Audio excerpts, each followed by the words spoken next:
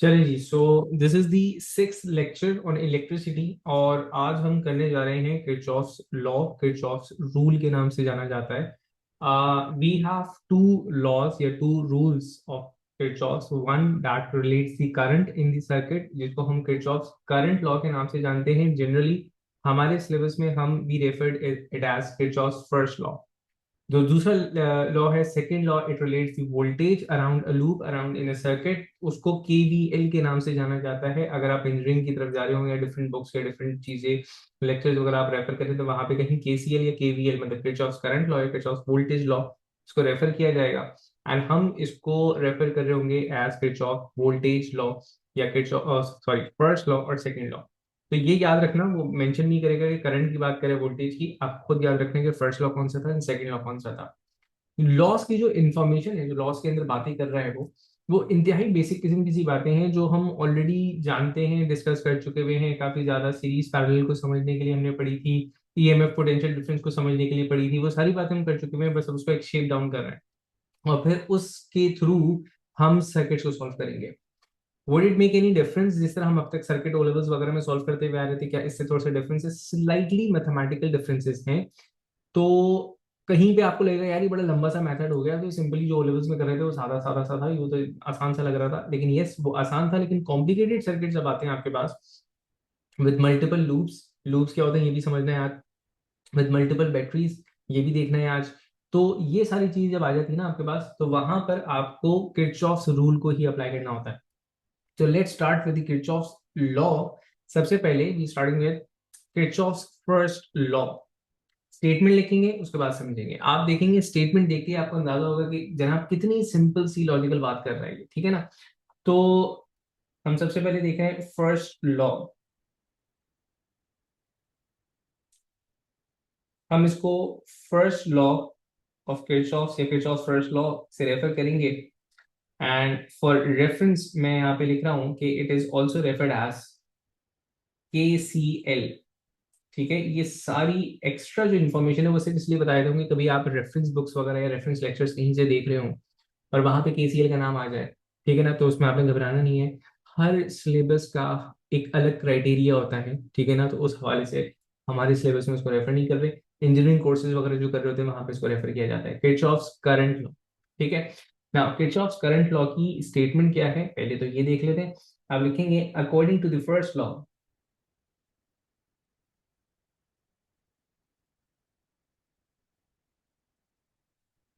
According to Kirchhoff's first law. Kirchhoff's एक scientist का ही नाम है definitely. Kirchhoff's first law,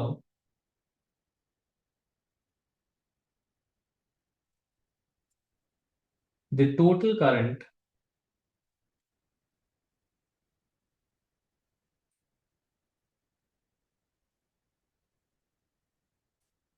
the total current entering a junction,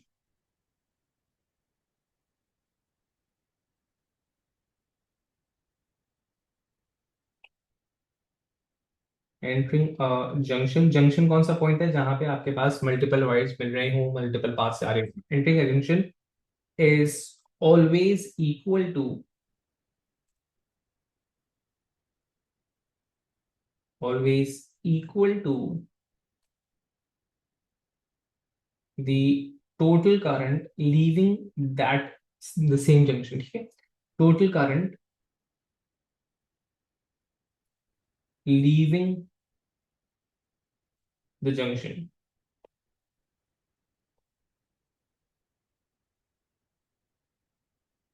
ठीक है, मतलब जंक्शन में जितना करंट एंटर कर रहा है उतना ही लीव करेगा। अब ये बड़ी कॉमन सी बात लग रही है ना। कहना वो ये चाह रहा है कि देखो फॉर एग्जांपल आपके पास वायर्स कनेक्टेड थे और उन वायर्स की कनेक्टिविटी में एक जंक्शन आ गया था, जिस जंक्शन के बाद आपके पास मल्टीपल वायर्स थे जो कि मल्टीपल कंपोनेंट्स जिसके अंदर मौजूद थे, ठीक है ना। ये आपके पास एक जंक्शन मौजूद था, for example this is the junction जिसकी हम बात कर रहे हैं। ठीक है, तो वो ये कह रहा है the total current entering the junction. तो मैंने कहा कि यहां से एक करंट एंटर हो रहा है। एंटरिंग द जंक्शन मतलब the current that is flowing into the junction. और current coming out of the junction मतलब इस जंक्शन के बाद जितने भी वायर्स कनेक्टिंग वायर्स आ रहे थे उन सबका जो भी आपके पास इंडिविजुअल करंट था, ठीक है ना, ये लीविंग द जंक्शन हो गए। तो उसने ये कहा कि जनाब जितना करंट एंटर कर रहा है उसको हमने आई टी कहा, और अब तक हम पढ़ते हुए आ रहे थे कि जनाब ये डिवाइड हो जाएगा I1 plus I2 plus I N I three के अंदर, ठीक है। तो लॉ ये कहता है कि जो आई टी है वो बराबर है I1 plus I2 plus I3 के सम, ठीक है। जितना करंट एंटर होगा उतना ही करंट लीव कर रहा होगा। ऐसा नहीं हो सकता है करंट बढ़ जाए, बढ़ने का तो सवाल ही पैदा नहीं हो सकता। ये बात कौन वाजे से लिखी जा रही है कि तसव्वुर में रहे, करंट कम कभी भी नहीं होगा। करंट कम नहीं हो रहा तो इसका मतलब ये है कि आप बात कर रहे हैं charge with respect to time, charge कम नहीं हो रहा। तो जो टोटल अमाउंट ऑफ चार्ज यहाँ से एंटर हो रहा था, फॉर एग्जाम्पल, ठीक है ना, बिल्कुल ही एकदम रैंडम वैल्यू, मैंने कहा 300 कूलम चार्ज आ रहा था, तो यहाँ पे गया 100 कूलम, यहाँ पे गया 150 कूलम, यहाँ पे आपके पास गया 50 कूलम। टोटल जो है वो चार्ज उतना ही रहेगा, जितना एंटर हुआ था उतना ही जाएगा, ठीक है। तो हम इसको लिखते हैं कि किरचॉफ साहब ये बताना चाह रहे हैं कि आपके पास जो टोटल करंट है that is entering a junction is equals to total amount of current that is leaving the junction, I1 plus I2 plus I3, ठीक है। अच्छा, मैं इसको इस तरह भी कह सकता हूँ कि देखो टोटल करंट एंटरिंग, मतलब जरूरी नहीं है कि इस तरह करके आ रहा हो आपके पास, डेफिनेटली जब ये आगे जाएंगे तो दोबारा मिलेंगे ना किसी जंक्शन में, तो वहां पे भी सम इनका आई टी के बराबर बन जाएगा। तो मैंने कहा लेट्स से कि एक जंक्शन था जहां पे आपके पास दो डिफरेंट वायर से करंट आ रहा था, एंड अब ये करंट जो है वो आगे की तरफ फ्लो कर रहा है, ठीक है। तो लेट्स से कि मैंने कहा this is the junction now, ये मेरे पास जंक्शन है now, the total current that is entering the junction, मैंने उसको नाम दिया कि मैंने कहा लेट्स से कि यहाँ से आपके पास I1 एंटर हुआ था, यहाँ से I2 एंटर हो रहा है, और जंक्शन के बाद जो करंट जा रहा है उसको मैं I3 का नाम दे देता हूँ, ठीक है ना। तो I1 according to the rule plus I2 मिल करके I3 के बराबर हो जाएंगे, ठीक है। तो जरूरी नहीं है कि स्प्लिट अप हो रहा हो, एड अप भी हो रहे होंगे, ठीक है। तो मैंने यहाँ पे लिखा कि according to first law I1 plus I2 is equals to I3, ठीक है।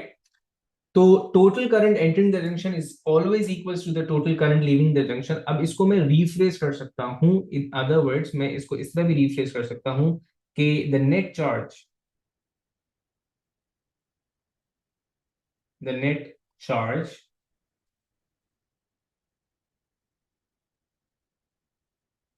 और net current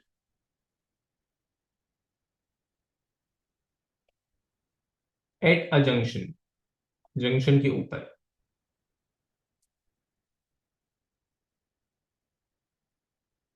at a junction is always zero. देखो फॉर एग्जाम्पल, ये जो आने वाला करंट है इसको तुम पॉजिटिव बोल दो, जो जाने वाला करंट है उसको नेगेटिव बोल दो, ठीक है। तो मैंने कहा ये पॉजिटिव, नेगेटिव, नेगेटिव, नेगेटिव, इन सबको ऐड करोगे सम जीरो आने वाला, जितना एंटर हुआ था उतना चला गया। सेम गोज ओवर के कि आने वाला करंट मैंने कहा ये ऐड हो रहा है एंड ये दोनों ऐड हो रहे हैं, और इसको मैंने कहा ये नेगेटिव, ये जाने वाला करंट था, इनका सम करूंगा that would be always equals to zero. तो इन शॉर्ट आपके पास चार्ज, तो अमाउंट ऑफ चार्ज जो है वो कंजर्व्ड रहता है, जितना आ रहा है उतना ही जाएगा। तो इसी वजह से इस लॉ को हम कंजर्वेशन ऑफ चार्ज के नाम से भी जानते हैं, ठीक है। ये एक इंपॉर्टेंट पॉइंट है, पूछता भी है वो। तो हम ये लिखेंगे कि the first law,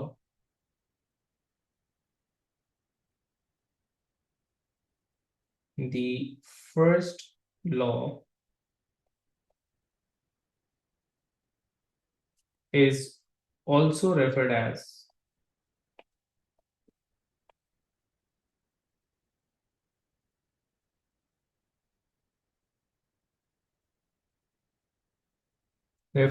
conservation of charge, क्योंकि नेट चार्ज जीरो है।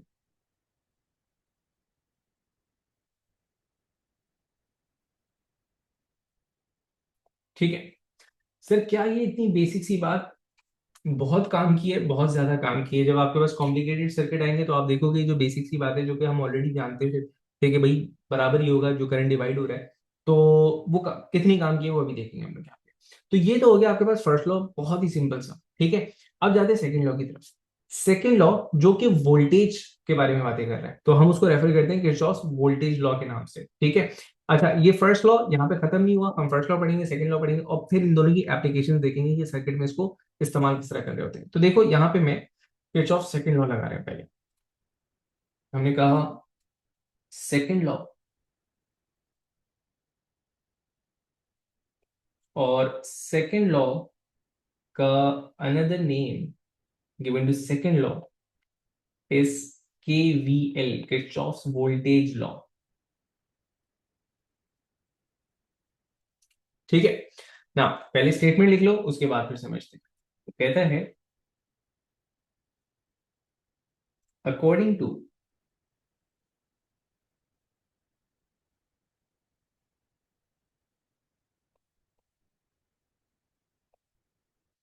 According to Kirchhoff's second law,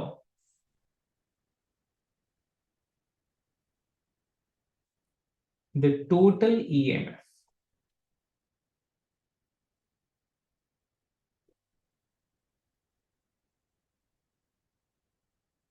in a loop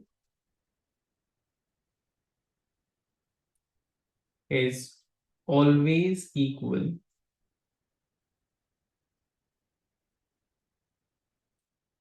to the total potential drop या potential difference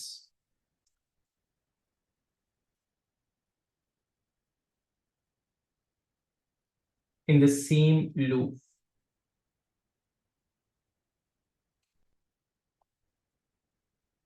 ठीक है, अब यहाँ पे कुछ चीजों को एम्फसाइज करेंगे हम। ठीक है, टोटल ईएमएफ का वर्ड यूज हुआ है, लूप का वर्ड यूज हुआ है, टोटल पोटेंशियल डिफरेंस का वर्ड यूज हुआ है। ठीक है, तो एक चीज ये देखनी कि आप लूप किसे कहते हो, ठीक है ना, और टोटल से क्या मरा। टोटल पोटेंशियल डिफरेंस या टोटल पोटेंशियल ड्रॉप समझना शायद इतना मुश्किल ना हो। बात ये कि सर मल्टीपल कंपोनेंट्स हैं, हर कंपोनेंट में एक डिफरेंट पोटेंशियल ड्रॉप आ रहा है, आप सबको ऐड कर दो, ये टोटल हो गया। टोटल ईएमएफ से क्या मुराद है? टोटल ईएमएफ से मुराद ये है कि अब तक जो हम एग्जांपल्स देख रहे थे वहां पे हम जो सेल बैटरी लगाते थे वो एक लगाते थे, एक सेल लगा दिया, एक बैटरी लगा दी। अब हमारे पास ऐसा भी हो सकता है कि एक सर्किट के अंदर मल्टीपल सेल्स लगे हुए हों, दो लगे हुए हों, तीन लगे हुए हों, और उनका टोटल निकालना है। अब उनका जो टोटल निकालना है वो डिपेंड करता है उनकी ओरिएंटेशन क्या थी, वो किस ओरिएंटेशन में लगे हुए थे। तो पहले लॉ को समझते हैं, उसके बाद टोटल ईएमएफ निकालना सीखेंगे, सही है ना। तो फॉर एग्जाम्पल मतलब ये लॉ क्या कहना चाह रहा है उसके लिए एक बेसिक सी डायग्राम ऑलरेडी यहाँ पे बनी हुई है हमारे पास, तो मैं उसी को लूँ। चलिए, अच्छा अब लूप क्या है, लूप को यहां पे समझिएगा। देखिए लूप कह रहे हैं एक राउंड करंट की डायरेक्शन को, एक करंट का साइक्लिक लूप। ठीक है, मैंने कहा दिस, यहां से फॉर एग्जांपल करंट चल रहा है, मैं यहां से करंट को स्टार्ट करता हूं, current all the way from this path into these three resistors and back to the cells, ये इस तरह चल रहा है। तो दिस साइक्लिक डायरेक्शन, ठीक है ना, is referred as a loop. ये बात और वाज़ेह हो जाएगी जब हमारे पास मल्टीपल लूप्स आएंगे कि हम लूप एक्चुअली कहते हैं किसे। ठीक है ना, तो अभी आपके पास एक ही लूप है और आपने इसी को समझना है। अब इसके अंदर क्या सीन है कि देखो आपके पास दो सेल लगे हुए हैं, ठीक है, और दोनों सेल जो आपके पास लगे हुए हैं वो इन सीरीज लगे हुए हैं, सही है। तो यहाँ पे पहले मैं टोटल सेल वाली, टोटल ईएमएफ वाली एक लॉजिक यहाँ समझा दूं। देखें टोटल ईएमएफ का क्या मतलब है।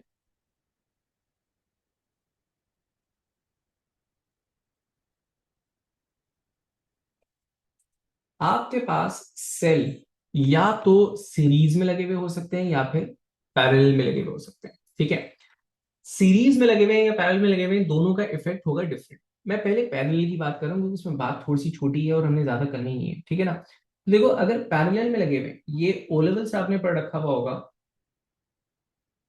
कि पैरेलल का effect is quite different from effect in series. For example मैंने कहा ये मेरे पास ऐसे दो सेल लगे हुए थे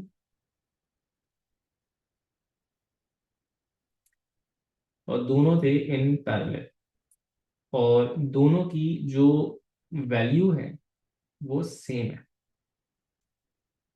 मतलब इक्वल मैग्नीट्यूड के 9 वोल्ट हैं तो दोनों 9 वोल्ट हैं एंड सो ऑन। अनइक्वल की सिचुएशन थोड़ी सी कॉम्प्लिकेटेड है और वो हम अपने सिलेबस में डिस्कस नहीं करते। ठीक है, तो देखिए आपके पास लॉजिक ये है कि अगर मैंने कहा कि ये आपके पास सेल था of value E and this is again the value E, same value, so total EMF पे कोई फर्क नहीं पड़ेगा, total EMF of the circuit will remain E, add नहीं होंगे, टू ई नहीं हो जाएंगे, सब्ट्रैक्ट नहीं हो जाएंगे, ठीक है ना। टोटल ईएमएफ जो आपके पास होगा वो इंडिविजुअल ईएमएफ के बराबर होगा, जो नेट ईएमएफ है आपके पास वो ई ही रहेगा।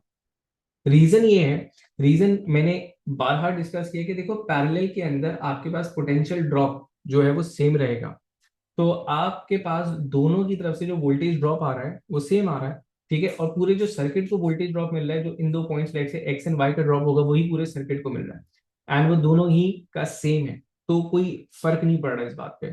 फर्क किस बात पे पड़ेगा, फर्क इस बात पे पड़ेगा कि जो करंट सेल से गुजर रहा है वो अब डिवाइड हो चुका हुआ है, ठीक है। तो लेट से कि यहां से मैंने कहा था कि करंट, टोटल करंट चला था, ठीक है ना, बैटरी से हमेशा जो करंट गुजरता है that is the total current, ठीक है ना, हम उसको टोटल करंट कहते हैं, लेकिन यहाँ पे टोटल करंट बैटरी से नहीं गुजर रहा, इंडिविजुअल बैटरी से नहीं गुजर रहा। डेफिनेटली जो करंट वापस आएगा सर्किट से घूम करके वो भी आईटी ही होगा, ठीक है। तो मैंने कहा यहां से आईटी आ रहा था, लेकिन अब जंक्शन पे फर्स्ट लॉ ये कह रहा है करंट डिवाइड हो जाएगा और इक्वल होगा, तो इसका मतलब ये है कि दोनों जो बैटरीज हैं उसमें से जो करंट जा रहा है वो डिवाइडेड जा रहा है, ठीक है। तो हर बैटरी में से अब जो करंट जा रहा होगा वो I/2 and I/2, half and half current जा रहा है, ठीक है। अब इसका फायदा क्या होगा, अच्छा अब यहाँ पे अजम्पशंस क्या है, बैटरी आइडेंटिकल है, आइडेंटिकल में दो बातें आ जाती हैं कि उनका पोटेंशियल डिफरेंस भी सेम है, और एक चीज हम आगे जाके पढ़ेंगे कि बैटरी की अपनी रेजिस्टेंस होती है जो बैटरी ऑफर करेगी, वो भी आपके पास क्या है, सेम है, क्योंकि आइडेंटिकल बोला। अब हुआ ये कि जो आपके पास इसके अंदर करंट फ्लो कर रहा है वो हाफ हो चुका है हर बैटरी से, तो बैटरी के जो लॉसेस हो रहे होंगे वो आपके पास रिड्यूस हो चुके हैं। इन शॉर्ट आपके पास जो बैटरी है, ठीक है, उसके अंदर करंट कम होने की वजह से पावर लॉसेस कम होंगे एंड इवेंचुअली, अच्छा ये पावर लॉसेस वाली बात अभी हमने बहुत डिटेल में डिस्कस करनी है क्योंकि मैं सिर्फ सेल समझा रहा हूँ, तो मैं जनरली आपको बता रहा हूँ। पावर लॉसेस कम हो चुके हैं तो बैटरी की जो लाइफ है वो बढ़ जाती है आपके पास, ठीक है ना। बहरहाल this is not the main topic, क्योंकि हम जो सिलेबस के अभी जो हम लोग हमारा मेन वो है सीरीज, मेन जो हमारा ध्यान है वो सीरीज की तरफ। सीरीज में क्या होगा, सीरीज के अंदर पोटेंशियल ऐड या फिर सब्ट्रैक्ट होते हैं। अब कब ऐड होंगे कब सब्ट्रैक्ट होंगे वो बहुत ध्यान से देखना। सीरीज में आपके पास पॉसिबिलिटीज क्या है कि या तो आपके पास दो सेल लगे हुए हों इन सीरीज लेकिन सेम ओरिएंटेशन, ये बैटरी नहीं है, दो सेल मैंने लगाए, ठीक है। और अब यहाँ पे अनइक्वल वैल्यूज भी हो सकती हैं, इक्वल वैल्यूज भी हो सकती हैं, तो फॉर एग्जांपल मैंने कहा ये आपके पास दो रजिस्टर्स लगे हुए थे इस तरह, ठीक है, और मुमकिन है कि आपके पास दो सेल लगे हुए हों लेकिन कुछ इस तरह। अब इन दोनों में फर्क पहचानिए, फर्क पहचाने का तो आपको ये नजर आएगा कि जो सेकंड वाली डायग्राम मैंने बनाई है उसके अंदर सेम टर्मिनल्स हैं, ठीक है, positive in front of positive या फिर negative in front of negative. तो अब देखिएगा इफेक्ट क्या होगा, अगर मैंने कहा ये E1 है, ये E2 है, तो यहां पे जो नेट पोटेंशियल होगा वो ऐड हो जाएगा, तो आपके पास हो जाएगा E1 plus E2, this is what total EMF is, यहाँ पे नेट पोटेंशियल सब्ट्रैक्ट होगा जब भी सेम टर्मिनल्स एक दूसरे के सामने लगे होंगे, positive in front of positive या फिर negative in front of negative, मतलब इस तरह भी लगा होता, लेट्स से कि ये negative in front of negative, ऐसी भी ओरिएंटेशन लगी हुई थी, तब भी ये सब्ट्रैक्ट होते। ठीक है, तो हम इसको लिखते E1 माइनस E2, तो let's say this is E1 and this is E2। ठीक है, सो this is what total EMF mean. अब वापस आते हैं अपने सेकंड लॉ की तरफ। सेकंड लॉ ने हमसे कहा था कि टोटल ईएमएफ एक सर्किट का जो होगा, एक लूप के अंदर जो होगा, वो उस लूप के अंदर आने वाले पोटेंशियल डिफरेंसेस के सम के बराबर होगा।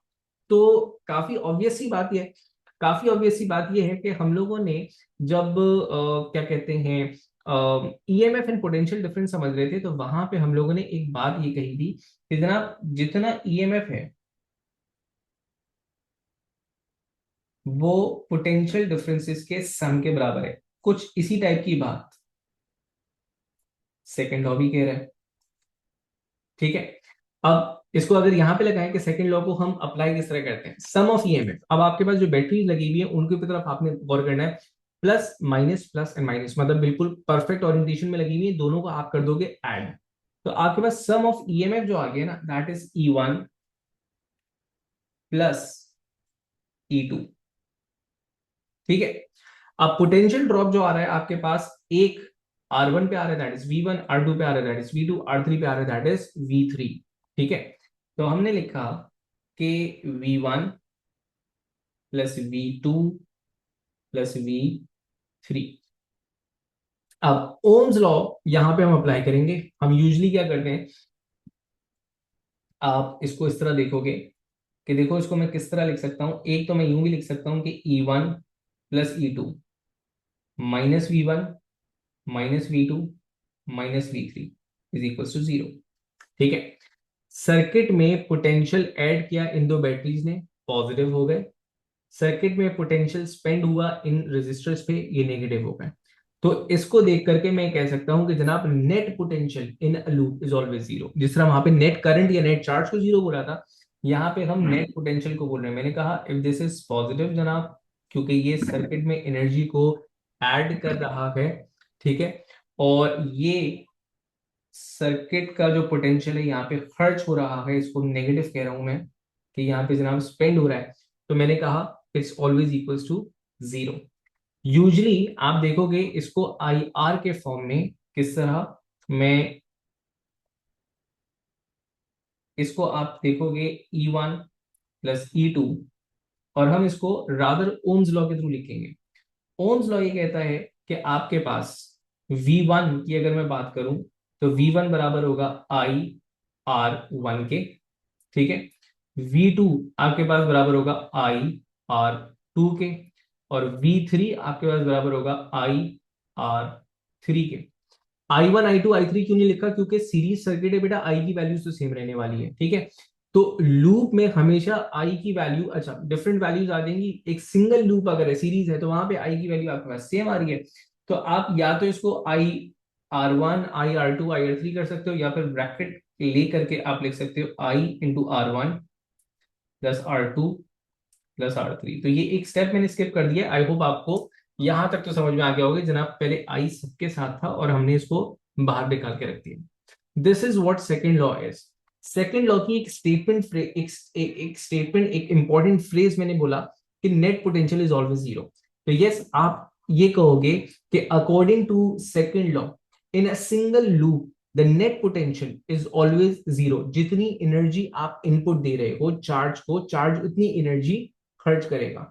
तो क्या ये कंजर्वेशन ऑफ एनर्जी वाली बात नहीं हो गई है, कि कंजर्वेशन ऑफ एनर्जी कहती है कि जो आप एनर्जी इनपुट दे रहे हो वो किसी और फॉर्म में कन्वर्ट होनी है, कोई एनर्जी बाकी नहीं रह जाएगी जनाब, मैं इलेक्ट्रिसिटी वो इलेक्ट्रिकल एनर्जी के फॉर्म में यहाँ पे सेटल हो चुकी हूँ ना, ऐसा नहीं है। जो एनर्जी इनपुट दी थी वो आगे खर्च भी होगी। ये बात पोटेंशियल डिफरेंस के टाइम पर भी हमने देखी थी। तो इस लॉ को हम कंजर्वेशन ऑफ एनर्जी के नाम से भी रेफर कर रहे होते हैं। तो एक पॉइंट मैं यहाँ पे रेफर लिखूंगा नेट पोटेंशियल वाला, और उसके बाद साथ साथ आप लिखेंगे मेरे सेकंड, आप लिखेंगे कि according to second law,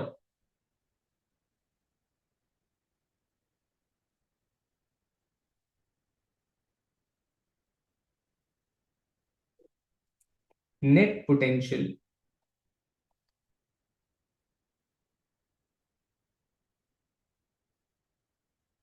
in a loop of a circuit. अब ये बात हो सकता है कंफ्यूज कर गई हो sir, loop of a circuit, हाँ अभी समझ में आएगा. In a loop of a circuit is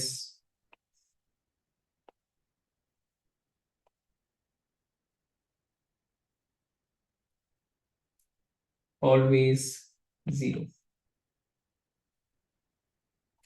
ठीक है. और फिर वो आखिरी पॉइंट कंजर्वेशन ऑफ एनर्जी वाला, तो हम लिखेंगे कि second law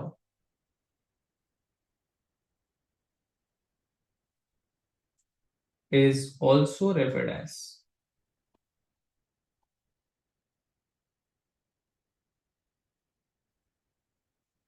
conservation, so referred as conservation of energy.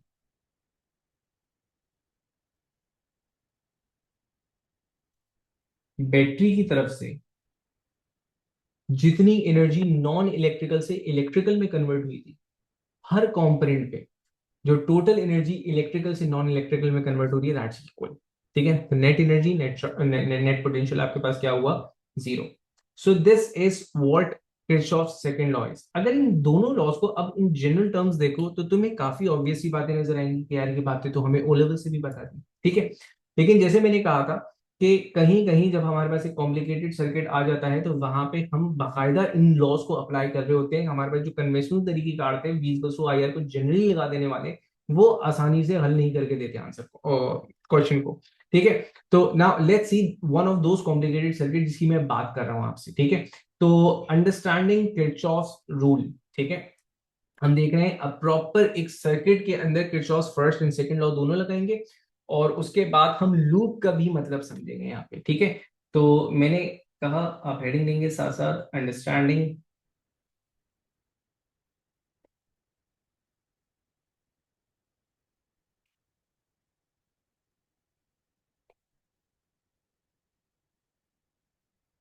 Kirchhoff's loss.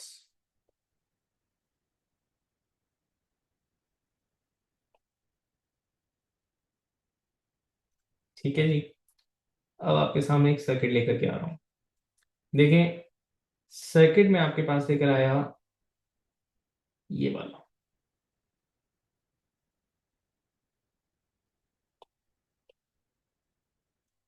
अच्छा, इसके दो अलग अलग वर्जन मेरे बनाए हुए, वो कब काम आएंगे वो भी समझते हैं.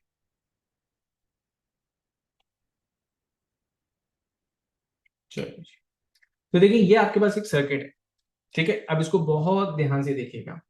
इस सर्किट के अंदर आपके पास एक बैटरी यहां लगी हुई नजर आ रही है जिसको मैंने E1 कहा है. एक बैटरी यहां नजर आ रही है जिसको मैंने E2 कहा है. इसके अंदर टोटल 6 रेजिस्टर्स लगे हुए हैं. R1 अलॉन्ग विद E1 लगा हुआ है. R2 इस सेंट्रल कनेक्शन के अंदर लगा हुआ है.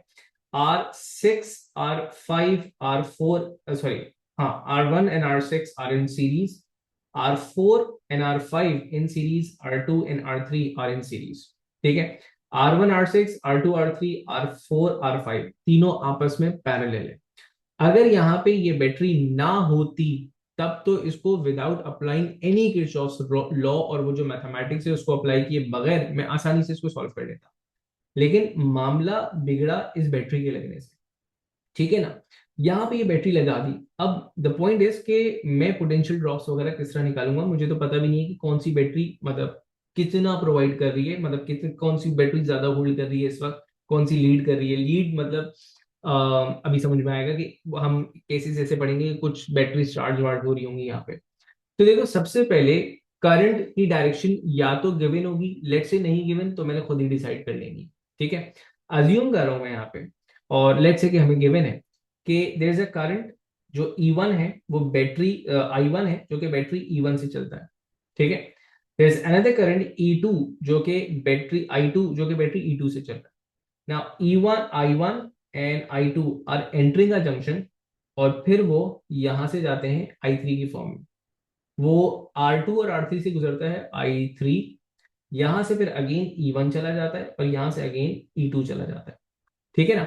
तो अब अकॉर्डिंग टू फर्स्ट लॉ, आप सबसे पहले फर्स्ट लॉ के अकॉर्डिंगली करंट्स के रिलेशन बना लें। ठीक है। तो मैंने कहा कि सबसे पहले मैंने कहा फर्स्ट लॉ के मुताबिक मैं करंट्स की इक्वेशन एक फॉर्म कर लेता हूं। ठीक है। तो करंट की इक्वेशन मेरे पास ये बनती है कि I1 and I2 are both entering a junction और इनका सम इज इक्वल्स टू I3। ठीक है। अब लूप पर ध्यान दो। देखो लूप जो है ना वो तुम्हारे अपने ऊपर है कि तुम लूप क्या डिसाइड करते हो। अब मैंने यहां पे कुछ पॉइंट्स मार्क करके दिए हुए A B C D E F A। अब या तो मैं कंसिडर करूं कि मेरे पास एक लूप ऐसा हो जिसको मैं A B C D E F A इस पूरी साइक्लिक डायरेक्शन को मैंने एक लूप कंसिडर किया। ये मेरे पास लूप हो गया एक। ठीक है। तो one of the possibility of loop जिसको मैं बना रहा हूं वो क्या हो सकती है, लूप वन कह दो। तो लूप कुड बी ए, मतलब अब यूजली एग्जामिनर क्या करता है पॉइंट से मार्क करके दिखा रहा होगा कि किस लूप की बात कर रहे हैं। तो A B C D E F and A। तो मतलब ये पूरा जो साइकिल है इसको हमने एक लूप कंसिडर कर दिया। इस पूरे लूप के अंदर अगर आप गौर करो कि ये वाला हिस्सा नहीं आ रहा तो इसको हमने कंसिडर भी नहीं करना। जब मैं पहला लूप कंसिडर कर रहा हूँ तो मेरा इक्विवेलेंट सर्किट मेरे पास कुछ इस तरह का नजर आएगा। गौर करो कि इसके अंदर ये जो मिडिल वाली चीज थी मैंने हटा दी है। ठीक है ना। क्यों? This वॉजन part of my loop. मैंने लूप ABCDEFA इसको कंसिडर किया हुआ था, तो उसके अंदर ये दो रजिस्टर्स नहीं आ रहे थे, हमने हटा दिए। अब इसको सॉल्व कैसे करेंगे वो देखते हैं। अच्छा, एक और लूप क्या कंसिडर कर सकता हूं। देखो मैंने कहा लूप 2 मैं बना रहा हूं। मैंने कहा starting from A B E F and A, इतना सा लूप कंसिडर किया। तो this would be A B E F and A, this is second loop. अगर आप चाहते मेरी कैलकुलेशन में जो मैंने अभी करवानी है उसके अंदर मैं इस वाले लूप को एंटर नहीं करूंगा, इस वाले लूप को सॉल्व नहीं करूंगा, लेकिन बताने का ये है कि आप ये भी लूप बना सकते थे। आप चाहो तो आप बोलते कि सर मैं अपना लूप बना रहा हूँ C B E D C। तो एक ये लूप ले रहा हूँ और एक ये लूप ले रहा हूँ, मैं इसको सॉल्व करूंगा। बिल्कुल कर सकते हैं। एक लूप 2 ले रहा हूँ, एक लूप 3 ले रहा हूँ, मैं इसको सॉल्व करना चाह रहा हूँ। If you are applying proper Kirchhoff rule तो आपका लूप जैसा भी हो जो आपके डिजाइर्ड कंपोनेंट्स है वो उसके अंदर आने चाहिए बस। ठीक है। तो एक loop could be C B E D C। ठीक है। अब मैंने जो अपनी कैलकुलेशन अपनी डायग्राम बना रखी हुई है वो मैंने लूप 1 और लूप 2 के हिसाब से रखी हुई है। ठीक है। जब हम क्वेश्चंस करेंगे तो हम उसमें एक्सेसिव लूप लगाकर देखेंगे कि किस तरह चल रहा है। अब पहला लॉ हम लगा चुके हुए, ये रहा। ठीक है। सेकंड लॉ लगाने के लिए हमने लूप्स बनाने थे, वो हमने दो लूप्स बना लिए। एक मैं ABCDEFA और एक ABEFA, ये दो लूप जो है ना कंसिडर कर रहा हूं। तो पहला लूप मैं कंसिडर कर रहा हूं ये वाला जो मैंने बनाया था ABCDEFA। ठीक है। सो this is my first loop. इसको मैंने कहा दिस इज लूप 1। लूप 1 क्या है? ABCDEFA। अब जरा स्टेटमेंट दोहराओ। स्टेटमेंट थी आपके पास कि एक लूप के अंदर जो टोटल ईएमएफ होगा वो टोटल पोटेंशियल के क्या होगा, टोटल पोटेंशियल ड्रॉप्स के बराबर होगा। अब बहुत ध्यान से देखना है आपने। सबसे पहले बैटरी की बात करो। ईएमएफ की आपके पास है कि E1 और एक लगा हुआ है E2। अगर आप एक सिंगल लूप की बात करोगे तो हमेशा लूप के अंदर सीरीज ही कहानी होगी, क्योंकि जो पैरेलल जंक्शन था ना, जो पैरेलल आपके पास कनेक्शन था उसको तो आपने हटा ही दिया। तो every loop is always a series connection. ठीक है ना। तो अब आपके पास ये देखना है कि इनकी ओरिएंटेशन क्या है। Positive terminal of E1 is connected directly to the positive terminal of E2। अगर पॉजिटिव पॉजिटिव एक दूसरे के सामने लगे हुए होंगे तो हम पोटेंशियल्स को सब्ट्रैक्ट करते हैं। तो मैं अपनी कहानी स्टार्ट करूंगा इस तरह कि मैं कहूंगा कि जनाब देखें, बात यहां से शुरू होती है कि E1 माइनस E2। ठीक है, क्वेश्चन ये आ सकता है कि सर आपने E1 माइनस E2 क्यों किया, आप E2 माइनस E1 क्यों नहीं कर रहे हैं? बिल्कुल कर सकते हो। मैंने लूप ABC इस तरह लिया था। अगर तुम लूप लेते AFED तो तुम्हारी लूप की कहानी यहां से स्टार्ट हो रही होती। वहां लूप अगर मतलब क्लॉकवाइज एंटी क्लॉकवाइज वाली कहानी है, तो मैंने एंटी क्लॉकवाइज लिया था, तुम क्लॉकवाइज लेकर के सॉल्व कर दो, साइंस बदल जाएंगे प्लस माइनस के, बाकी सब कहानी सेम रहेगी आपके पास। ठीक है, ये टोटल पोटेंशियल ड्रॉप के बराबर होगा। अब टोटल पोटेंशियल ड्रॉप में आपने ये देखना कि पोटेंशियल ड्रॉप आ कहां का रहा है। देखो यहां से इनको हम सॉल्व कर चुके हुए। पहला पोटेंशियल ड्रॉप R4 पे देखो, R4 के अंदर जो करंट जा रहा है दैट इज I2। तो यहां जो पोटेंशियल ड्रॉप आएगा, जो भी वोल्टेज यहां पे ड्रॉप हो रहा है that would B I2 into R4। ठीक है, उसके बाद यहां से आगे बढ़े तो यहां पर आपके पास पोटेंशियल ड्रॉप आ रहा है R5 के ऊपर, और R5 में से जो करंट जा रहा था दैट वाज I2। तो ये वाला पोटेंशियल ड्रॉप आपने लिखा I2 इंटू R5। फिर ये I1 इंटू R6। मैं I1 क्यों लिख दिया, देखो इससे जो करंट जा रहा था दैट वाज I1। ठीक है, एंड फिर यहां पर भी आपके पास जो वोल्टेज ड्रॉप हुआ था that was I1 into R1। सही है। अब देखो लूप्स की जो स्टेटमेंट बनाते हैं ना, उसके दो तरीके कार होते हैं। तो मैं इज इक्वल्स टू करके बनाता हूँ EMF is equals to potential difference, आपने वो ध्यान में रखना है। और अक्सर लोग सबका सम इक्वल्स टू जीरो करके रखते हैं, तो एक ही चीज को अप्लाई करना, दो तरफ ना जाना। ठीक है ना। तो EMF is equals to potential difference, ये हम इस लॉजिक के तहत चल रहे हैं। तो अब देखो आपके पास पहला ड्रॉप आया, मैंने लिखा -I2 इंटू R4। अब सवाल ये आना चाहिए सर आपने माइनस क्यों लिखा था। माइनस साइन इसलिए मैंने लिखा कि देखो मेरी लूप की डायरेक्शन है एंटी क्लॉकवाइज, और I2 मेरे लूप की डायरेक्शन के ऑपोजिट फ्लो कर रहा है। अगर I2 को गौर करो तो I2 is flowing in a clockwise direction. Direction opposite होने की वजह से मैंने इसको नेगेटिव लिख दिया था। ठीक है, सेम गोज ओवर हियर। मैं इसको लिखूंगा -I1, सॉरी -I2। थोड़ा सा घिचपिच हो रहा है, सही कर लेते हैं इसको। मैं लिखा -I2 इंटू R5। ठीक है, प्लस अब यहां पे आपके पास सेम डायरेक्शन, लूप भी क्लॉक एंटी क्लॉकवाइज है और करंट भी I1 एंटी क्लॉकवाइज जा रहा है आपके पास, तो आपने सिंपली इसमें माइनस साइन नहीं लगेगा।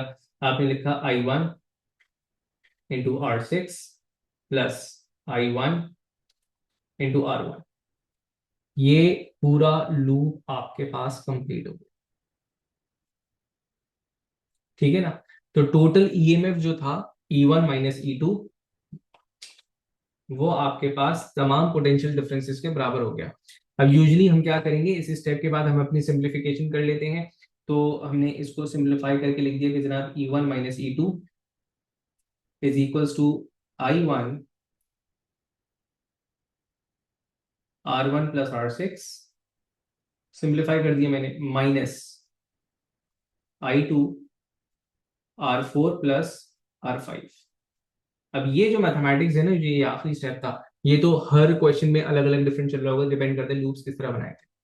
तो ये एक लूप की इक्वेशन हो गई। तो पहली इक्वेशन आपके पास बनी थी फर्स्ट लॉ के अकॉर्डिंगली, ये रही। दूसरी इक्वेशन आपके पास ये रही। तीसरी इक्वेशन, दूसरा जो लूप मैंने कंस्ट्रक्ट किया था उसकी तरफ आ जाओ।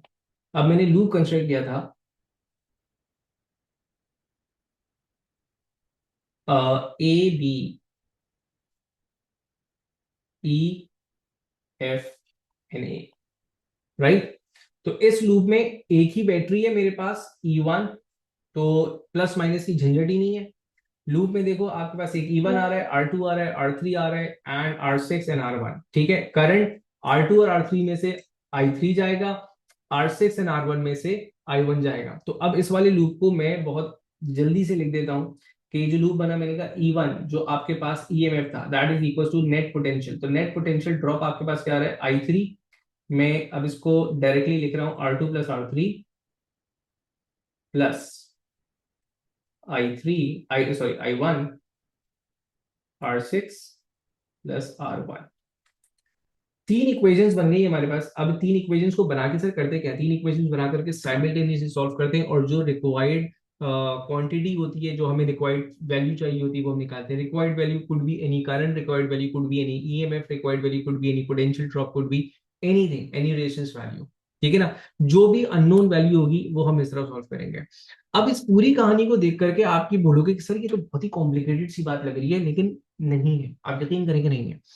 इसमें आजादी बहुत है, करंट की डायरेक्शन की आजादी है, लूप की डायरेक्शन की आजादी है, लूप सिलेक्शन करने की आजादी है। बस कैद इस बात की है कि आपने फर्स्ट लॉ जंक्शन के हिसाब से लगाना है और सेकंड लॉ लूप के हिसाब से लगाना है। आप फर्स्ट लॉ सेकंड लॉ जैसा लगना चाहिए वैसा लगा दो, लूप तुम्हारी मर्जी का, डायरेक्शन तुम्हारी मर्जी की, दैट्स इट। ठीक है, जो कॉम्प्लिकेटेड सर्किट्स आएंगे उनको तुम बेसिक तरीके से कर ही नहीं पाओगे, इसी तरह करना है। अब जैसे एक एग्जांपल सॉल्व करते हैं, ठीक है ना, ये तो थी बिल्कुल वेरिएबल्स लेकर के बात हमने की थी। अब एक प्रॉपर जो है एक क्वेश्चन सॉल्व करते हैं। तो एग्जाम्पल हम सॉल्व कर रहे हैं, एग्जाम्पल सर्किट।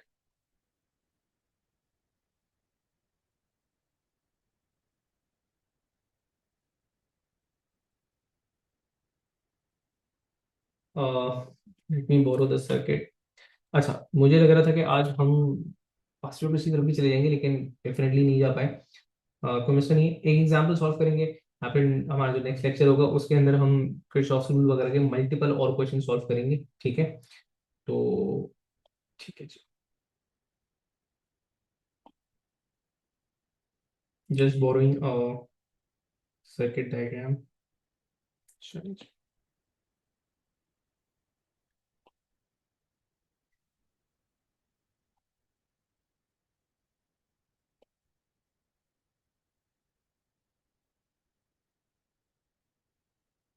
चलिए अब ये कंपैरिजन कर रहे हैं नीड ऑफ किरचॉफ्स रूल। ठीक है ना, किरचॉफ्स रूल की नीड क्यों पड़ रही है, ये जो कॉम्प्लिकेटेड इक्वेशंस वगैरह बना रहे हैं इसकी नीड क्यों पड़ रही है।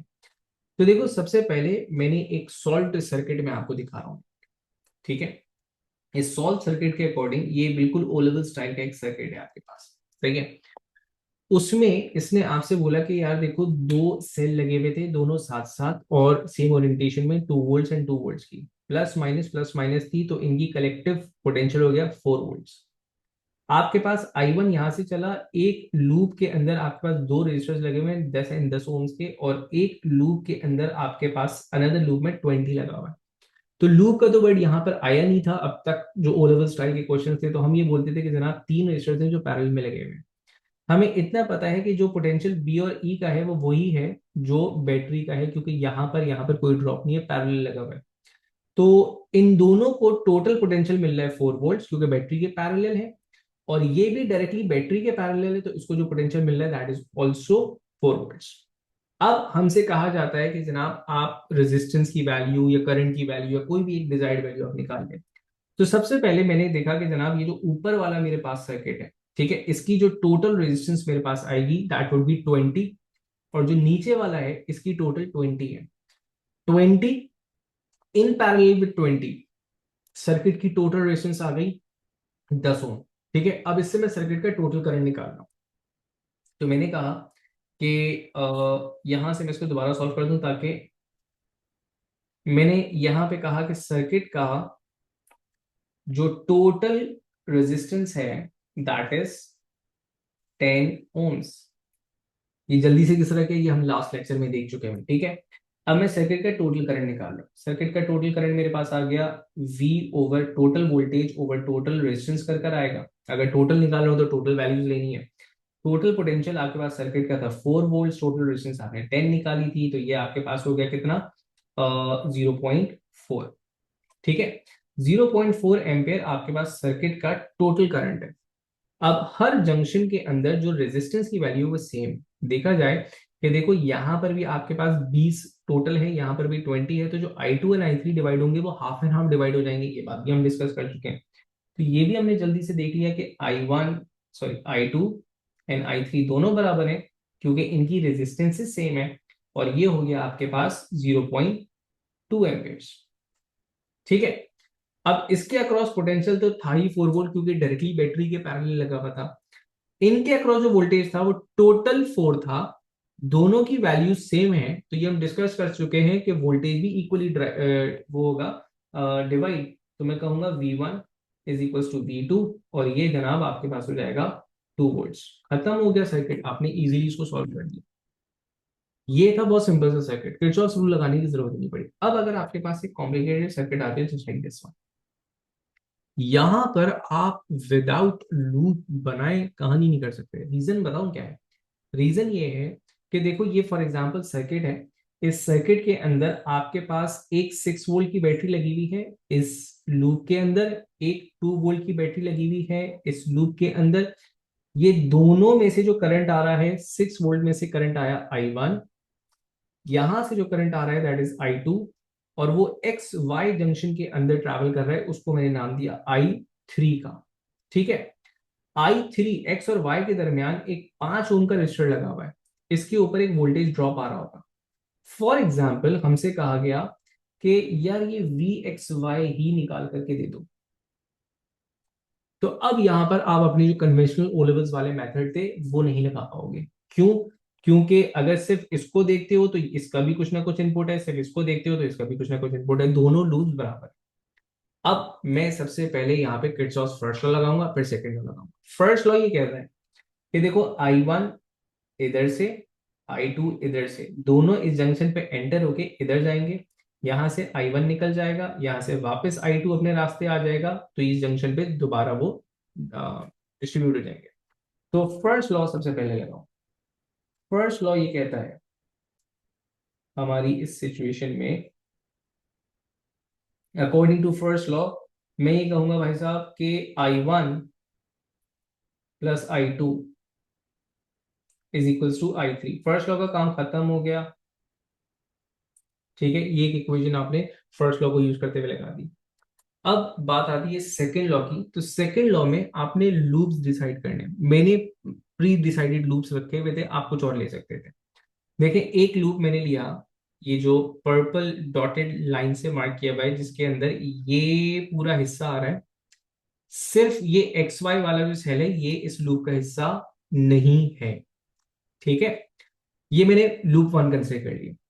लूप 2 मैंने क्या कंसिडर किया? अब देखो, लूप 2 मैंने दोबारा यहां से स्टार्ट किया, लेकिन इस दफा मैंने ये वाला कंसिडर किया लूप, और इस वाले इस पूरे सेक्शन को लूप से खारिज कर दिया। मैं चाहता तो मैं ये वाला लूप भी कर सकता था कि एक ये बड़ा वाला लूप हो जाता, एक ये वाला हो जाता। या फिर आप चाहते एक ये, सर ये जो रेक्टेंगुलर बॉक्स है इसको लूप कर दूं, और एक ये जो बॉक्स है इसको लूप कंसिडर कर दूं, इक्वली गुड। जिससे आप हैप्पी हो, बस आपने लॉ सही से लगाना है। तो पहले तो मैंने इससे कर लिया, इससे करते हैं, उसके बाद आपने ट्राई करना है विद अ डिफरेंट लूप, और आपके आंसर, आपकी वैल्यू सेम आनी चाहिए। तो सबसे पहले मैं पर्पल वाला लूप सॉल्व कर रहा हूँ। ठीक है, तो पर्पल वाले लूप को देखो, मैंने इसको नाम दिया लूप 1 का। ठीक है, तो ये सामने रखते हुए लूप 1 सॉल्व कर रहे हैं। देखो, लूप 1 के अंदर बैटरीज लगी हुई है दो, 6 वोल्ट, और उसके सामने लगा हुआ 2 volt, positive in front of positive. तो मतलब ये सब्ट्रैक्ट हो जाएंगे, तो ये हो जाएगा 6 - 2। ठीक है, ये टोटल ईएमएफ हो गया। अब टोटल पोटेंशियल ड्रॉप्स निकालें। पहला ड्रॉप यहां पर आ रहा है 10 ओम्स के ऊपर। ठीक है, और 10 ओम में जो आपके पास पोटेंशियल ड्रॉप, मतलब जो करंट जाएगा दैट इज I1। तो यहां जो वोल्टेज ड्रॉप हो रहा है, इसको मैं कहूंगा I1 × 10, या फिर 10I1। दूसरा जो पोटेंशियल ड्रॉप हो रहा है वो आपके पास इस I1, इस 1 ओम रेजिस्टर के ऊपर हो रहा है। अगेन वो वाली लॉजिक के देखो, I2 इस तरफ फ्लो कर रहा था, और लूप जा रहा है इन अ क्लॉकवाइज डायरेक्शन। तो I2 जो है वो लूप के अगेंस्ट फ्लो कर रहा है, तो आपने इसको माइनस कंसिडर कर लेना है। तो आपने बोला ये वाला जो ड्रॉप आया था, इसको मैं लिखूंगा -I2 × 1 है, तो मैं लिख नहीं रहा 1। ठीक है ना। तीसरा आपके पास ड्रॉप आया था इसमें 10I1, अगेन ये हो जाएगा आपके पास 10I1। ठीक है, ये इसका ड्रॉप था। अब इसको जरा आप अपनी इक्वेशन में डाल दो, तो आपके पास 10I1 -I2, अच्छा ये I2 × 1 है, 1 लिख नहीं रहा, ठीक है ना, प्लस 10I1। ये आखिरी वाला था। अब इसको थोड़ा सा सिंप्लीफाई कर लेते हैं। सिंप्लीफाई करके ये हो गया 4, ये हो गया 20i1, और जनाब ये हो गया i2। ठीक है, फाइनलाइज हो गई इक्वेशन। ठीक है, खत्म हो गया लूप। अब क्या करूंगा, लूप टू को सॉल्व करूंगा। देखो क्यों कर रहा हूँ लूप टू को सॉल्व, क्या मसला है, मसला क्या है, क्यों ऐसा कर रहे हैं। देखो ये चाहिए, इसके लिए तुम्हें i3 की वैल्यू चाहिए। i3 की वैल्यू के लिए तुम्हें ये सारी कहानियां करनी है। ठीक है, तुम डायरेक्टली निकाल सकते हैं, तुम्हारे पास मल्टीपल वेरिएबल्स हैं, तो तुम क्या कर रहे हो, तुम साइमल्टेनियस इक्वेशंस बना रहे हो, मल्टीपल लूप्स लेके साइमल्टेनियस इक्वेशन बनाओगे और उससे वैल्यू निकालोगे। ये मकसद होता है बेसिकली लूप सॉल्व करने का। तो मैं अब लूप टू सॉल्व कर रहा हूँ। तो लूप टू हमारे पास ब्राउन कलर में था, और ब्राउन कलर मैंने कहाँ से लिया था, तो भाई साहब देखो जो भी ब्राउन आ जाए चल जाएगा, ठीक है ना। तो ये लूप टू है छोटा वाला, मैं लूप टू को सॉल्व कर रहा हूँ। ठीक है, तो उसे डार्क कलर ले लेते हैं। So this is loop two आपके पास। अब लूप टू के अंदर देखो, लूप टू क्या था, लूप टू आपके पास सिर्फ ये वाला है, उसके अंदर ये चीज नहीं है। तो उसके अंदर एक 6 वोल्ट की बैटरी आ रही है और कोई बैटरी नहीं है, तो आपने सीधा सीधा लिख दिया 6 is equals to potential drop आपके पास एक यहाँ पर आ रहा था जिसको आपने 10i1 कहा था। ठीक है, एक यहाँ पर आ रहा था जिसको अगेन आपने 10i1 कहा था, और अब एक यहाँ पर आ रहा है जिसको मैं 5i3 कहूंगा, मतलब करंट i3 इंटू रेजिस्टेंस 5। तो मैं क्या डायरेक्टली लिख दूं, चलिए स्टेप बढ़ाने का मसला नहीं है। मैंने लिखा 10i1 plus 5i3 plus 10i1। अब देखो यहाँ पर कोई ऐसा करंट नहीं था जो कि लूप की डायरेक्शन के ऑपोजिट फ्लो करे, तो यहाँ पे कोई चीज सब्ट्रैक्ट नहीं हुई, सब ऐड हो गए। ये था अगेन i1, तो ये इक्वेशन आपके पास हो गई 20, अगेन 20i1। ठीक है, एंड 5i3। ठीक है, ये दूसरी इक्वेशन बन गई। अब क्या करना है, अब देखो तुम्हें चाहिए i3। अगर तुम्हारे पास i3 आ जाएगा तो तुम vxy निकाल सकते हो। किस तरह निकाल सकते हो कि ये जो vxy है ये बेसिकली आपके पास i3 मल्टीप्लाइड बाय 5 ओम का रेजिस्टर है। तो असल डिजायर्ड वैल्यू क्या हो गई, i3। अब ये तीन इक्वेशन तुम्हारे सामने है, तीन वेरिएबल्स है। अब तुम देखो, तुम i1 i2 i3 तीनों वेरिएबल है, तुमने i3 निकालना है। तीन इक्वेशन को किस तरह सॉल्व करोगे। सबसे पहला काम मैं क्या कर रहा हूँ, यहाँ पे देखना, साइंस खत्म हो गई, किरचॉफ रूल खत्म हो गया, ठीक है ना। अब मैथमेटिक्स शुरू हो गई, साइमल्टेनियस इक्वेशन शुरू हो गई है। सबसे पहले मैं पहली इक्वेशन, ये इस वाली इक्वेशन को उठाकर, इस वाली इक्वेशन को उठा करके सॉल्व कर रहा हूँ। ठीक है, बहुत ध्यान से देखना मैंने क्या किया यहाँ पे। मैंने कहा 4 20i1, और यहां पे मैं i2 की जगह इस इक्वेशन से मैं लिख रहा हूं, जरा i2 को लिखा जा सकता है i3 माइनस i1। ऐसा है, फर्स्ट लॉ को यहां पे मैंने इस्तेमाल किया। ठीक है, और i2 की जगह मैंने लिख दिया i3 माइनस i1। ये मैंने कैसे सेलेक्ट किया कि मैंने i2 को सब्जेक्ट बनाना है। ये मैंने ऐसे सेलेक्ट किया बेटा कि देखो ये जो दूसरी वाली इक्वेशन है इसमें i1 है और i3 है, तो दूसरी पहली इक्वेशन में भी मैंने i1 एंड i3 कर दिया। ये इक्वेशन मेरे पास हो गई 4 into 21i1 माइनस i3। ठीक है, दूसरी इक्वेशन को मैं एज इट इज यूज कर सकता हूं, 6 20i1 प्लस 5i3। दो इक्वेशंस आ गई हैं। अब इसको साइमल्टेनियसली सॉल्व करना है, विच एवर मेथड तुम्हें कंफर्टेबल लगे। ठीक है ना, अब मुझे एलिमिनेशन मेथड यूज करना अच्छा लग रहा है, तो मैं एलिमिनेशन मेथड को यूज करूंगा। मैंने क्या किया, मैंने कहा मैं इस ऊपर वाली इक्वेशन को 5 से मल्टीप्लाई कर रहा हूं। ठीक है, और फिर दोनों इक्वेशंस को मैं ऐड कर दूंगा। ठीक है, 5 into 4 becomes 20, 20 प्लस 6 becomes 26, तो ये हो गया आपके पास 26। ठीक है, अच्छा, 5 into 21 becomes 105, 105 प्लस 20 becomes 125, तो ये हो गया आपके पास 125i1।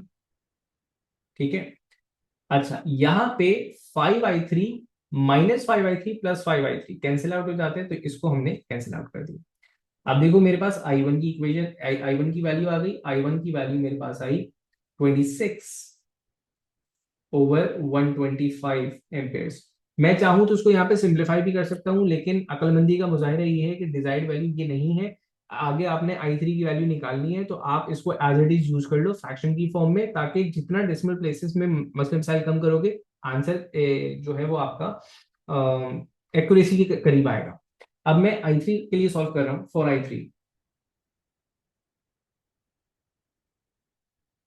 आई थ्री अगर मैंने सॉल्व किया तो देखो, मैं इस इक्वेशन को इस्तेमाल कर लेता हूँ। 620 I1, देखो ये तो मैथमेटिक्स है, इसमें आप जानते हो कि आप कुछ भी सॉल्व कर सकते हो, कोई सी भी इक्वेशन को लेकर के सॉल्व कर सकते थे। तो मैंने कहा 6 - 20, I1 की जगह पूरा I1 का फ्रैक्शन उठा के लिख दूंगा मैं। 26 - 125, ठीक है, इजिकल्स टू 5I3। तो पहले मैं सिर्फ इस इतने हिस्से को सॉल्व कर रहा हूँ, ठीक है, ताकि इसकी एक स्पेसिफिक वैल्यू निकाल के लें। तो अच्छा, अब देखो मैं कैसे सॉल्व करूंगा इसको, आप लोग मेरे साथ साथ सॉल्व करेंगे, ठीक है। तो 20, 26, 125, मैं स्टेप्स बड़े करके लिख रहा हूं यहाँ पे। तो 6 - 4.16, और अब यहां से मैं 5 को भी उठा करके डिनोमिनेटर में लेकर के आ रहा हूँ, आई थ्री की वैल्यू आ जाएगी, ठीक है। तो डायरेक्टली मैंने लिखा 6 - 4.16 डिवाइडेड बाय 5। आई थ्री की वैल्यू मेरे पास आती है 0.37, 0.368 है, 2 डेसिमल प्लेस पे 0.37। बेटा मुझे सिर्फ आई थ्री चाहिए था, मैं सिर्फ आई थ्री के लिए कैलकुलेशन की। अगर आई टू और आई वन चाहिए था तो इन्हीं वैल्यूज को आप प्रीवियस इक्वेशंस के अंदर पुट इन करते रहते और I one I two I three तीनों की वैल्यूज आपके पास आ जाती। अब यहाँ पर आ जाओ, मुझे डिजायर्ड वैल्यू थी वी एक्स वाई, तो वी एक्स वाई की वैल्यू मैं किस तरह निकाल रहा हूँ, वी एक्स वाई की वैल्यू मैंने निकाली, आई थ्री की वैल्यू थी 0.37 multiplied by the resistor that is 5, ठीक है। तो इसी को जब मैं 5 से मल्टीप्लाई करता हूं तो I get the value 1.84 volts. तो this is how complicated circuits are solved using Kirchhoff's rule, ठीक है। अब आपके जहन में जो सवालात उठ रहे हैं, हाँ एग्जैक्टली ये मैं इसी पॉइंट पर आ रहा था सर, इस बात के टोटल नंबर क्या होंगे। सही है, तो बहुत ही लंबी सी कहानी है और बहुत ही कॉम्प्लिकेटेड सी कहानी है, तो अब मेरी बात बहुत ध्यान से सुनिएगा। ये जो आपने सॉल्व किया है ना, this was the maximum extend of Kirchhoff's rule जो एग्जामिनर आपसे लगवा सकता था। कभी भी एग्जामिनर इतनी लंबी कैलकुलेशन वन गो में नहीं देता, ठीक है। इस टाइप के क्वेश्चन आपको पेपर वन में सिंगल लूप क्वेश्चंस मिल रहे होंगे, जहां एक ही लूप के अंदर आप किरचॉफ रूल लगा रहे होंगे, ठीक है ना। हम नेक्स्ट क्लास में इसके पेपर टूज देखेंगे। पेपर टू के अंदर जब ये आपसे पूछेगा तो पेपर टू के अंदर ही स्टेप वाइज पूछ रहा होगा, कुछ वैल्यूज गिवन होंगी। यहां तो मैंने सभी अननोन रखा हुआ था ना, वहां पे कुछ वैल्यूज गिवन होंगी।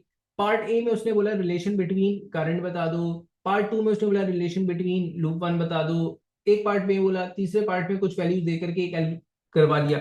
7-8 नंबर के लिए उसने डिफरेंट पार्ट्स के अंदर ये आपसे सॉल्व करवा दिया। ये बिल्कुल ही ब्लैंक क्वेश्चन हमने सॉल्व किया था। इतनी कॉम्प्लिकेटेड सिचुएशन आपको कभी एग्जामिनर नहीं देगा, वो आधी इंफॉर्मेशन देगा एंड पार्ट्स के अंदर स्टेप बाय स्टेप आपसे पूछेगा। तो वो क्वेश्चन जो यहाँ पे बहुत ही प्रोलॉन्ग क्वेश्चन लगा है आपको, this is the entire question 8-9 marks का जो पेपर टू में आप सॉल्व कर रहे होगे, ठीक है ना। सिंस क्लास लेक्चर की जो लेंथ है वो काफी ज्यादा एक्सटेंडेड हो चुकी हुई है, तो आई प्लान कि मैं यहाँ पे पेपर टू की कुछ क्वेश्चन सॉल्व करवाऊंगा आपको, ताकि ये जो किरचॉफ रूल की जो जो आपने वर्किंग देखी है, इसका जो डर बैठ गया ये थोड़ा सा हल्का हो जाए। इससे परेशान ना होइएगा, इसके बड़े सिंपल क्वेश्चन आते हैं, ठीक है ना। हम बोलेंगे सर ने इतना कॉम्प्लिकेटेड सवाल करवा के बोल रहे हैं, इसके बहुत सिंपल क्वेश्चन आते हैं, वाकई आते हैं।